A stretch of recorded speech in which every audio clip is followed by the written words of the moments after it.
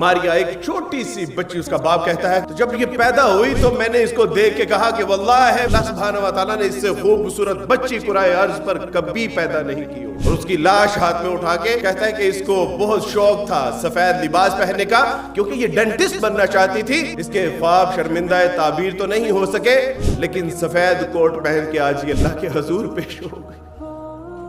سچی بات ہے، یہ عذر اللہ سبحانہ و تعالیٰ کے ہاں کوئی قابل قبول نہیں ہوں گے کہ اللہ ہم تو بے بس تھے، مجبور تھے.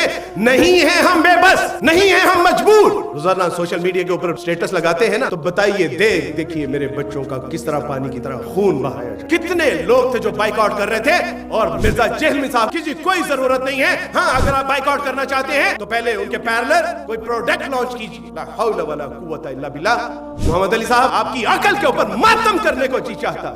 اللہ سبحانہ و تعالیٰ نے قرآن میں فرمایا کہ آج کے بعد مشرکوں کو مسجد حرام ہے، اس کے اندر داخلے کی اجازت نہیں. اس سے اگلا جو جملہ ہے نا، جا کے پڑھ لیجئے. آپ تو مسلمان ماں باپ کے گھروں میں پیدا ہوئے ہیں، ہو سکتا ہے یہ عیسائیوں کا بچہ جھوٹ بولے. اس سے آگے والا جملہ یہ ہے، اور اگر تمہیں اس بات کا ڈر کہ تمہاری تجارت کو کوئی نقصان پہنچے گا تو اللہ سبحانہ و تعالیٰ غنی ہے، وہ بڑا مہربان ہے. انہوں نے فرمایا کہ یہ تمہارے ذہن میں کہیں یہ بات نہ آ جائے مسجد حرام میں اگر ان کے داخلے بند ہو گئے تو ہماری تو تجارتیں ہیں وہ تو ساری متاثر ہو جائیں گی. اللہ سبحانہ و تعالیٰ نے فرمایا کہ ڈونٹ کیئر اباؤٹ دیٹ واللہ خیر الرازقین. اللہ بہتر رزق دینے والا ہے. کبھی وہ رحمت اللہ علیہ کہہ رہے ہوتے ہیں، کبھی ان کے حق میں آواز اٹھا رہے ہوتے ہیں، کبھی امریکہ کا نیریٹو بیان کر رہے ہوتے ہیں، کبھی وہ کہہ رہے ہوتے ہیں کہ بائک آؤٹ کرنے کی ضرورت نہیں ہے، کبھی وہ کہتے ہیں کہ ان کا موبائل اور گاڑیاں استعمال کر رہے ہیں the war weapon.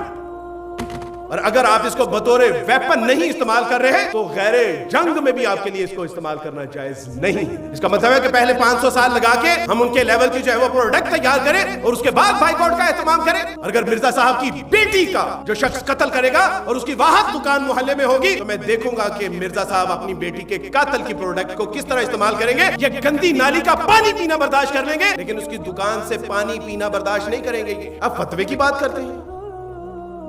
نہیں چاہیے ہمیں فتویٰ، یہ غیرت ایمانی کا مسئلہ ہے، سمجھنے کی کوشش کیجئے.